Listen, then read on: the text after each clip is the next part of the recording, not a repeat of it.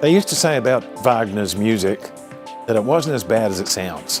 And in a sense, you could say the same thing about this budget. It's not as bad as we thought it was going to be.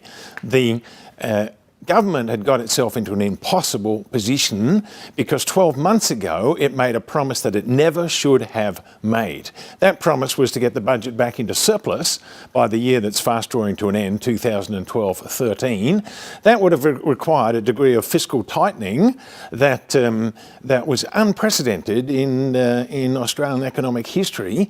It was always correct to point the budget back towards surplus, and certainly they did that, but they never really had to get there in 1 year. Now, of course, they've had to fess up. In the year that's almost finished, they now have a deficit of $19.4 billion. That is what is expected.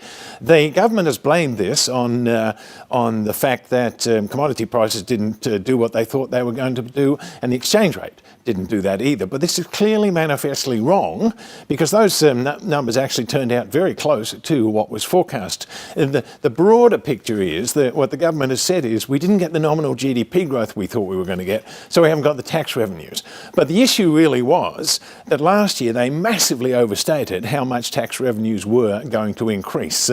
They forecast a nominal economy growth of 5% in the year close to ending, and a budget and revenue increase of close to 12%. That was never going to happen. So here we are a year later, and they're paying the price. As I said, we've got a deficit this year of close to 20 billion. That improves only to about 18 in the first year of the budget. And then they've given us a string of smaller deficits until they get back to surplus by the last year of the forward estimates, and that's 2016-17 for those of you keeping score. In the budget, it's an election year, but this is so far away from a typical election year budget because there's nothing left to give away. Instead, what they've done is there are some real big ticket spending items in the budget. There's the Gonski reform, $9.8 billion over the first 6 years.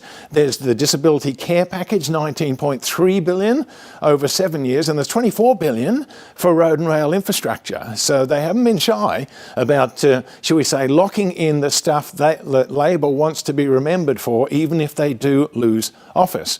Now, if you're going to have big spending items like that and you're still trying to get back to surplus, you have to find some savings, and they've done that. The increase in the Medicare levy is the biggest one of them, saves about $11.5 billion.